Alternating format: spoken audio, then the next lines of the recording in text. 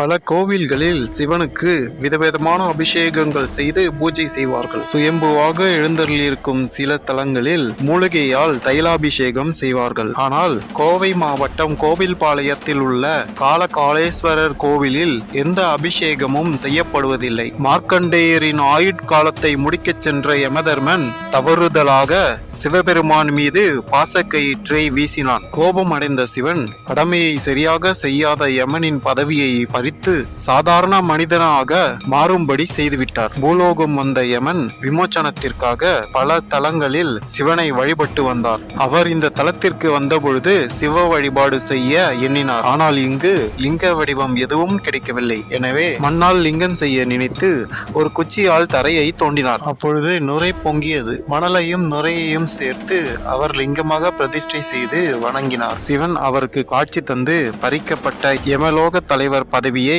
திரும்ப கொடுத்தார். காலனுக்கு அதாவது யமனுக்கு காலம் அதாவது வாழ்க்கை மற்றும் பதவியை கொடுத்தவர் என்பதால் இத்தலத்து ஈசன் காலகாலேஸ்வரர் என்று அழைக்கப்படுகிறார். இத்தலத்தில் சுவாமி மணல் லிங்கம் என்பதால் அபிஷேகங்கள் செய்யப்படுவதில்லை. இங்கு உள்ள குரு பகவான் ஆசியாவிலேயே மிக உயரமானவர். இந்த கோவில் கொங்கு மண்டல குரு பரிகார ஸ்தலமாகவும் வழங்கப்படுகிறது. இத்தகைய சிறப்புகள் மிக்க இந்த கோவிலில் குரு பெயர்ச்சி விழா லட்சார்ச்சனை சிறப்பு பூஜைகளுடன் நடைபெறுவது வழக்கம். கோவை மாநகரில் இருந்து சத்தியமங்கலம் செல்லும் சாலையில் சுமார் 15 கிலோமீட்டர் தொலைவில் உள்ளது கோவில்பாளையம் என்னும் சிற்றூர். பேருந்து நிலையத்திலிருந்து சிறிது நிமிட நடை தூரத்தில் அமைந்துள்ளது அருள்மிகு காலகாலேஸ்வரர் திருக்கோவில். இந்த வீடியோ பிடிச்சிருந்தா லைக் பண்ணிட்டு உங்க ஃப்ரெண்ட்ஸுக்கும் ஷேர் பண்ணுங்க. நன்றி, வணக்கம்.